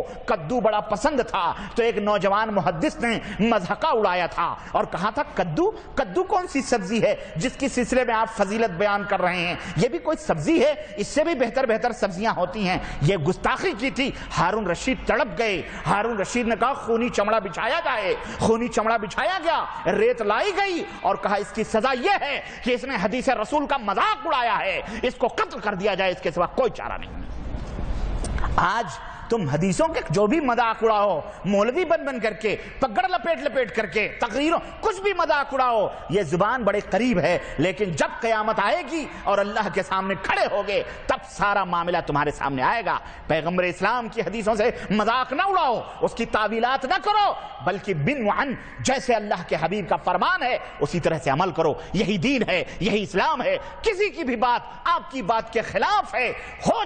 جائے، مدینے والے کی بات کے خلاف نہ ہونا چاہیے۔ یہ عقیدہ، یہی کلمہ رسالت کا، کلمہ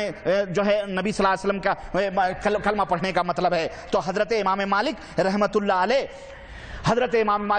علیہ کی یہ شان تھی۔ اور جب آپ کا انتقال ہونے لگا، حضرت امام قعنبی وہ حاضر ہوئے، کہنے لگے امام مالک، اور رونے لگے آخری وقت میں۔ امام مالک کہنے لگے کیوں رو رہے ہیں؟ آپ نے تو حدیثوں کی خدمت کی ہے، آپ اس وقت کیوں رو رہے ہیں اللہ کے نبی کے شہر میں رہتے ہوئے؟ کہنے لگے میں یہ رو رہا ہوں، کہنے لگے واللہ لوددت انی ضربت بکل مسألۃ افتیت بالرأی صوتا، واللہ آج میری یہ خواہش ہے کہ کاش میری پیٹھ لال کر دی جاتی میرے ان تمام فتووں کے مقابلے میں جو میں نے اپنی رائے سے دی ہیں، جن کے پیچھے کوئی دلیل نہیں ہے نبی کریم صلی اللہ علیہ وسلم کی۔ میں یہ چاہتا ہوں کہ قیامت سے پہلے میری پیٹھ سرخ کر دی جائے، اس لیے کہ کاش اب مجھے افسوس ہوتا ہے میں اپنی رائے سے کوئی بات کسی کو نہ بتلاتا۔ یہی امام مالک رحمت اللہ علیہ ہیں کہ مسجد نبوی کے اندر بیٹھے ہیں، ایک نوجوان آیا، کہتا میں احرام باندھنا چاہتا ہوں۔ احرام باندھنے کا حکم تو کہاں سے ہے؟ ذوالحلیفہ سے ہے، لیکن میں مسجد نبوی سے احرام باندھتا ہوں، کیا مجھے اس کے اوپر ثواب ملے گا؟ تو حضرت امام مالک نے کہا کہ ثواب تو ثواب ہے، مجھے خطرہ ہے کہ اس عمل پر تجھے عذاب ملے گا۔ کہنے لگے کیوں؟ ہم تو احرام باندھ رہے ہیں نبی کی محبت میں۔ کہنے لگے جس نبی کی محبت میں تو یہاں سے احرام باندھنے کا دعویٰ کر رہا ہے، اسی نبی نے اب ذوالحلیفہ پہ احرام باندھنے کا حکم دیا ہے۔ تو احرام باندھنے پر نبی کی محبت سے تو عذاب تو نہیں، لیکن نبی کی مخالفت کرنے پر تجھے ضرور عذاب ملے گا۔ اللہ اکبر! دیکھیں آپ، یہ ائمہ کرام تھے، ائمہ ہدیٰ تھے۔ آپ کے تقریباً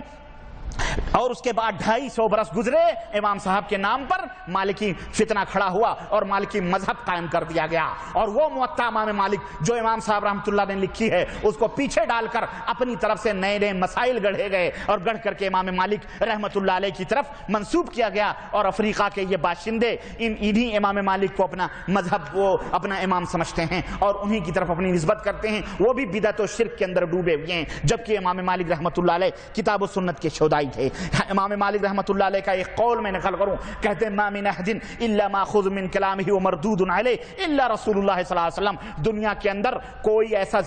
ایسا شخص موجود نہیں ہے کہ جس کی ہر بات لی جائے، بلکہ اس کی بات لی بھی جائے گی اور اس کی بات کو انکار بھی کیا جائے گا سوائے محمد الرسول اللہ صلی اللہ علیہ وسلم کے۔ تو یہ ائمہ ہدا کا یہ فتویٰ تھا۔ اور حضرت امام شافعی دیکھو، امام شافعی ان کا نام محمد بن ادریس ہے، ان کے دادا کا نام شافع تھا، اسی کی نسبت سے یہ شافعی منسوب ہوئے، اور یہ سلسلہ نسب یہ قریشی خاندان کے نبی کریم صلی اللہ علیہ وسلم کے خاندان کے ان کا سلسلہ نسب حضرت محمد الرسول اللہ صلی اللہ علیہ وسلم سے جا کے ملتا ہے۔ کنیت ابو عبداللہ ہے، ولادت سن 150 ہجری ہے، یعنی امام ابو حنیفہ رحمۃ اللہ علیہ وفات پاتے ہیں اور یہ پیدا ہوتے ہیں، اور مکمل عمر ان کی 54 برس کی تھی، اور مصر کے اندر یہ جو ہے سن 204 ہجری کے اندر وفات پائے، اور مصر کے اندر ان کی قبر ہے اور وہیں ان کو دفن کیا گیا۔ امام مالک کے خاص شاگرد ہیں، اور حضرت امام شافعی کی فضیلت یہ بھی ہے کہ ابھی اب آپ بالغ بھی نہیں ہوئے تھے، بلکہ بلوغت میں پہنچ ہی رہے تھے کہ امام مالک کی لکھی ہوئی موطا مکمل ان کو حفظ تھی، حفظ کر لیا تھا انہوں نے احادیث کو، اور احادیث کے لیے مصر اور شام اور عراق اور کوفہ اور بصرہ اور مدینہ اور مکہ ہر جگہ انہوں نے سفر کیا، اور مکے کے امام تھے، اور بہت بڑے مجاہد تھے، بڑے فن مناظرہ کے امام تھے، احکام میں مجتہد تھے، علوم کے سمندر تھے، لغت کے اندر حجت اور دلیل تھے، تفسیر میں حجت اور حدیث میں مکمل آپ کو درک حاصل تھا۔ امام شافعی رحمۃ اللہ علیہ کی شان میں یہ بھی آتا ہے کہ وہ جو کچھ بھی پڑھتے تھے صرف پڑھتے تھے، اور اللہ نے اتنا قوی حافظہ دیا تھا کہ جو پڑھتے تھے وہ انہیں یاد ہو جایا کرتا تھا۔ امام شافعی رحمۃ اللہ علیہ کی یہ فضیلت تھی، اور وہی امام شافعی فرماتے ہیں اذا صح الحدیث فهو مذہبی، اے دنیا کے لوگوں جو بھی صحیح حدیث ملے وہی میرا مذہب ہے، جو بھی صحیح حدیث ہو میرا مذہب ہے۔ اور یاد رکھو جب میری بات نبی کی بات سے ٹکراتے ہوئے دیکھو تو نبی کی بات کو لے لو، میری باتوں کو دیوار کے اوپر مار دو۔ اللہ اکبر۔ یہ ائمہ ہدا تھے۔ شاہ ولی اللہ رحمۃ اللہ علیہ فرماتے ہیں، حضرت امام شافعی کہتے ہیں اجمع المسلمون، تمام مسلمانوں کا اس بات کے اوپر اجماع اور اتفاق ہو چکا ہے، کس بات پر؟ کہ من استبانت لہ سنت رسول اللہ، جس کے اوپر نبی کی حدیث ظاہر ہو جائے اس کے لیے فرض ہے ان یدعها بقول احد، کہ دنیا کے تمام لوگوں کی باتوں کا انکار کر کے محمد الرسول اللہ صلی اللہ علیہ وسلم کی باتوں کو وہ قبول کر لے۔ یہ اجماع ہے، اس بات پر تمام امت کا اجماع ہے، اور آج اسی کو انکار کر رہے ہیں، اور جو ائمہ نے نہیں فرمایا اس کے اوپر اجماع ثابت کر رہے ہیں۔ اجماع نعوذ باللہ۔ سنو، اور اس طرح سے بے شمار ان کے فرمودات ہیں۔ آؤ امام احمد بن حنبل رحمۃ اللہ علیہ امام اہل السنہ کہلائے جاتے ہیں، اللہ اکبر، جن کی فضیلت میں بیان کروں تو صفات کے اور جو ہے وقت کے وقت اور صفات کے صفات چاہیے۔ امام اہل السنہ سب بیان کرتے ہیں، جنہوں نے جو مشقتیں اٹھائیں، آپ کو جس طرح ظلم کیا گیا آپ کے اوپر خلق قرآن کے مسئلے پر، جس قدر آپ کے ساتھ رویے رکھے گئے بدعتی محدثوں نے اور ان ظالم بڑے بڑے علم کے بننے والوں نے حضرت امام احمد بن حنبل کو کس طرح سے ستایا گیا، بہرحال وہ ایک الگ داستان ہے۔ ان کی کنیت بھی ابو عبداللہ ہے، اور ان کا نام احمد ابن محمد، اور حنبل یہ ان کے دادا کا نام تھا، اسی کی طرف منسوب ہو کر کے احمد ابن حنبل ان کو کہا جاتا ہے۔ پیدائش 12 ربیع الاول سن 241 ہجری کے اندر یہ پیدا ہوئے بغداد کے اندر، اور پھر 77 سال کی 12 ربیع الاول سن 164 ہجری بغداد کے اندر یہ پیدا ہوئے، اور 12 ربیع الاول سن 241 ہی کے اندر ان کی وفات بھی ہوئی۔ جس تاریخ کو یہ پیدا ہوئے اسی تاریخ کو ان کی وفات بھی ہوئی، اور بغداد کے اندر یہ دفن ہے، اور ان کی عمر 77 برس کی ہے، اور ان کی معرکۃ الآراء کتاب مسند احمد ہے، اور اسی طرح ناسخ منسوخ، جامع کبیر، اور اس طرح اور بہت ساری کتابیں ہیں۔ امام شافعی رحمۃ اللہ علیہ کی مسند امام شافعی الرسالہ بھی ہے، اسی طرح سے امام مالک کی موطا امام مالک ہے، لیکن امام ابو حنیفہ رحمۃ اللہ علیہ کی ہاتھوں کی لکھی ہوئی کوئی کتاب اس دنیا کے اندر موجود نہیں ہے، بلکہ جو کچھ بھی لکھا گیا ہے سب ان کے شاگردوں نے یا 400 برس کے بعد لوگوں نے فقہ بنا کر کے نعوذ باللہ ان کی طرف لکھی ہیں، امام صاحب نے کچھ نہیں لکھا ہے۔ یہ امام احمد بن حنبل، ان کی تعریف کیا کروں، یہ امام بخاری، امام مسلم، امام ترمذی، امام دارمی،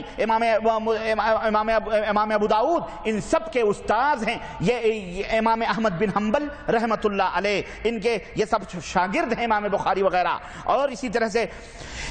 اور بھی بہت سارے شاگرد ہیں، اور امام احمد بن حنبل کو ان کی اپنی زندگی میں جو ان کے سیرت کے اندر آتا ہے 1,00,000 حدیثیں امام احمد بن حنبل کو برزبانی یاد تھیں، جب بھی کوئی پوچھتا تو اس کو بیان کرتے 1,00,000 حدیث۔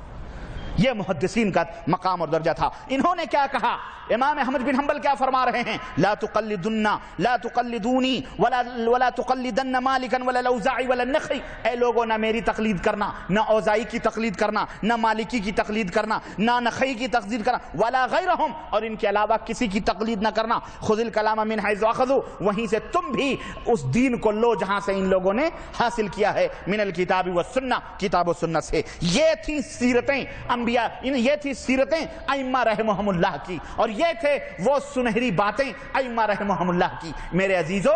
میرے دوستو، ان باتوں کی روشنی میں یہ مشعل راہ ہیں ہمارے لیے۔ اگر ہم حقیقی طور پر ان ائمہ رحمہم اللہ سے محبت کرتے ہیں تو آؤ ان کے اقوال کو مشعل راہ بنائیں، آؤ ان کے نقوش پاک کی اتباع کریں، اور انہوں نے جو دین ہمیں جس دین کی طرف رہنمائی کی ہے، یعنی کتاب اللہ اور سنت رسول اللہ صلی اللہ علیہ وسلم، اس کو لازم پکڑیں۔ تعصب کو، مذہب پارٹی بندی کو، گروہ بندی کو، جماعت سازی کو، تیرا مذہب، فلانے کا مذہب، ڈھکانے کا مذہب، ہمارے سب امام ہیں، ہم سب کی قدر و قیمت کریں، ہم سب کی عزت کریں، کسی کو جاہل نہ کہیں۔ چنانچہ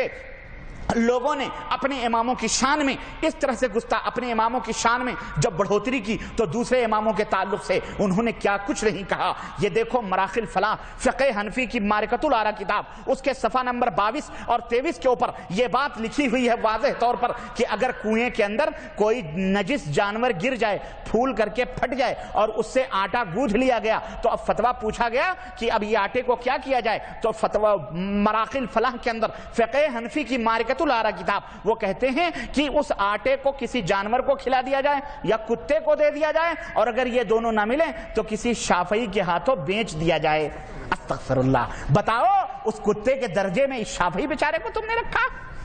یہ حق ہے؟ یہ کہتے ہو ہر مذہب حق ہے، ہم ہر مذہب کو مانتے ہیں، تو پھر یہ گستاخیاں کیوں کرتے ہو؟ کیوں ان کو؟ اور سنو، کہا گیا، کہاں بحر الرائق کے حوالے سے میں بات کروں، کہا گیا فقہ حنفی کی معرکۃ الآراء کتاب، کہا گیا کہ کیا حنفی اور شافعی میں شادی جائز ہے؟ کہنے لگے حنفی لڑکا اگر شافعی لڑکی سے شادی کرنا چاہتا ہے تو جائز ہے، لیکن شافعی لڑکے سے شادی نہیں کر سکتی۔ اسی طرح سے جس طرح سے کہ یہود و نصارہ کی بیٹیوں کو لینا جائز ہے لیکن اپنی بیٹی ان کو دینا جائز نہیں ہے، تو ان کو یہود و نصارہ کے منزلے میں اتار کر اپنی بیٹیاں ان کو نہیں دی جا سکتی۔ بتاؤ یہ شافعی یہود و نصارہ کی طرح ہیں؟ بولو ذرا، یہ انصاف میں چاہتا ہوں، اور آگے بڑھو۔ ایک نہیں سینکڑوں مثالیں موجود ہیں، اور میں کہاں تک آپ کو مثالیں بتلاؤں، لیکن خیر کہنے کی بات ہے، اور میں نہیں چاہتا کہ میں ان پرانے زخموں کو جو ہے کیا کہتے ہیں کھولوں اور ان پرانے زخموں کو آپ کے اندر بیان کروں۔ سن 506 ہجری کے اندر دمشق کے اندر ایک حنفی قاضی جس کا نام محمد بن موسیٰ بلازغونی تھا، وہ قاضی وقت تھا دمشق کے اندر، ملک شام کے اندر فقہ حنفی کا، وہ بیان دیتا ہے، کہتا ہے اللہ کی قسم اگر میرا بس چلتا تو میں ان شافعیوں کے اوپر ٹیکس اور جزیے کو فرض قرار دیتا۔ اور یہ کس کو ٹیکس کس سے لیا جاتا ہے؟ اسلام نے جزیہ کس کے اوپر مقرر کیا ہے؟ کافروں کے اوپر۔ کیا یہ کافر تھے؟ استغفر اللہ۔ اور آج بھی ہمارے ملکوں کے اندر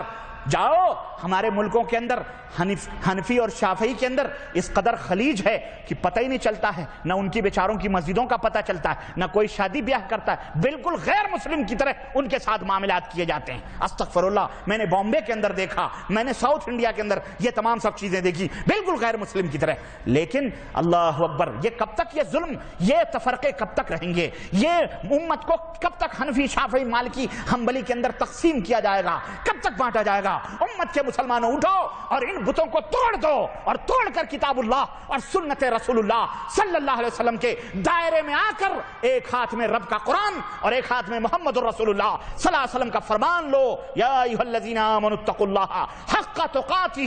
اس طرح سے اللہ سے ڈرو جیسا کہ اللہ سے ڈرنے کا حق ہے۔ ولا تموتن الا وانتم مسلمون، اور جب مرو حنفی نہیں، شافعی نہیں، مالکی حنبلی نہیں، قادری چشتی نقشبندی سہروردی تیجانی نہیں، بلکہ جب تمہیں موت آئے تو مسلمان ہو کے مرو۔ واعتصموا بحبل اللہ جمیعا، اور اللہ کی رسی کو مضبوطی کے ساتھ پکڑ لو۔ ولا تفرقوا، اور ٹکڑے ٹکڑے نہ بنو، جماعت جماعت نہ بنو۔ رب نے فرمایا ومن یشاقق الرسول من بعد ما تبین له الہدی، من بعد ما تبین له الہدی۔ بھلا بتاؤ اس جو شخص نبی کو تکلیف پہنچائے گا، نبی کو ایذا پہنچائے گا، کب؟ من بعد ما تبین له الہدی، ہدایت کے ظاہر ہو جانے کے بعد، ویتبع غیر سبیل المؤمنین، اور مومنوں کے راستوں کو چھوڑ کر، صحابہ اور سلف کے طریقوں کو چھوڑ کر وہ کسی اور راہوں کے اوپر جائے گا، نولہ ما تولی، اللہ فرماتا ہے ہم اس کو اسی راہ پہ ڈال دیں گے، ونصلہ جہنم، اور ہم اسی راہ سے اس کو جہنم میں پہنچا دیں گے، وساعت مصیرا، اور جہنم کتنی بری جگہ ہے، پہنچنے کی جگہ ہے۔ اللہ کے حبیب صلی اللہ علیہ وسلم، صحیح مسلم کی روایت مولویوں کی حقیقت میں بیان کر کے اپنی بات ختم کرتا ہوں، اور دیکھو یہ حدیث پاک قیامت تک کے لیے کس طرح سے اللہ کے نبی کی پیشین گوئی ثابت ہو رہی ہے۔ اللہ کے حبیب فرماتے ہیں، حضرت حذیفہ ابن یمان اس حدیث کے راوی ہیں، صحیح مسلم کے اندر یہ روایت موجود ہے، یکون بعد ائمہ، میرے بعد کچھ ائمہ پیدا ہوں گے، لا یہتدون بہدایا، میری جو ہدایتیں ہیں، میری جو سنتیں ہیں اس کو کافی نہیں سمجھیں گے، ولا یستنون بسنتی، نہ ہی میری سنتوں کے اوپر عمل کریں گے، وسیقوم فیہم رجال قلوبہم، اور ان کے اندر کچھ لوگ ایسے پیدا ہوں گے جن کے دل قلوب الشیاطین فی جثمان الانس، انسان کے جسم میں جیسے شیطان کے دل ہوتے ہیں ایسے ہی وہ رہیں گے،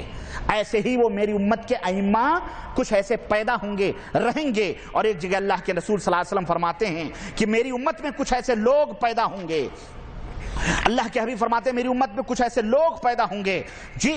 یاتی علی الناس زمان، لوگوں کے اوپر ایک ایسا وقت آئے گا، لا یبقى من الاسلام الا رسم، اسلام کے سوا اور اسلام کا نام باقی رہے گا، ولا یبقى من القرآن الا اسم، قرآن کا نام باقی رہے گا، اسلام کا نام اور اس کی قرآن کی صرف لکھاوٹ باقی رہے گی، مساجدہم عامرہ، مسجدیں نمازوں پڑھنے والوں سے بھری رہیں گی، وہی خراب من الہدی، لیکن ہدایتوں سے محروم رہیں گے، علماؤہم شر، ان کے علماء اس امت کے سب سے بڑے بدماش ہوں گے، تحت ادیم السماء، اس آسمان کے نیچے علماء سب سے برے ہوں گے، من عندہم تخرج الفتنہ، انہی سے فتنے نکلیں گے اور انہی کی طرف وہ فتنے جائیں گے۔ تو اس دور کے یہ برے علماء فتنے یہ پھیلا رہے ہیں، فتنے یہ پھیلا رہے ہیں اماموں کا نام لے کر، تقلید کا نام لے کر، لیکن ان سے پوچھو تم اماموں کے لیبل تو تم نے لگائے ہیں، لیکن کیا حقیقی طور پر اماموں کی اتباع اور پیروی کرتے ہو؟ جھوٹ ہے، یہ مکر ہے، یہ فریب ہے، یہ دھوکہ بازی ہے۔ اے لوگو، ہر امام قرآن و سنت کی دعوت دینے آیا تھا، ہمیں ان کی سیرت، ان کے فرمودات سے یہی پتہ چلتا ہے، اس لیے تمام دائرے اور تمام شکنجے اور تمام غلامی کی زنجیریں توڑ کر محمد الرسول اللہ صلی اللہ علیہ وسلم سے اپنے رشتے جوڑ لو۔ تمہیں اس دنیا کے اندر غیر مقلد کہا جائے گا، لا مذہب کہا جائے گا، بددین کہا جائے گا، طعن و تشنیع کیا جائے گا، لیکن یہ اس امت کے سب سے بدترین علماء ہیں جو اس قسم کے الفاظ اور اس قسم کی باتیں امت کے اندر پھیلاتے ہیں۔ اللہ سے دعا ہے کہ اللہ ہم سب کو ان ائمہ ہدی کے نقوش قدم کی اتباع کرنے کی توفیق عطا فرمائے۔ اور ان ائمہ ہدا کے اوپر اللہ العالمین جن لوگوں نے جھوٹی غلط سلط تہمتیں لگائی ہیں اللہ ان سب کو ہدایت عطا فرما، اللہ ان سب کو سمجھ عطا فرما، اور اس امت کے علماء کو جو اپنی نسبتیں نہ جانے کہاں کہاں کرتے ہیں اللہ ان سب کو کتاب و سنت سے جوڑ دے مولا، اور ان کے دلوں میں کتاب و سنت کی محبت عطا فرما مولا، آمین یا رب العالمین۔ وصلی اللہ علی نبینا محمد وعلی آلہ وصحبہ اجمعین، والسلام علیکم ورحمۃ اللہ وبرکاتہ۔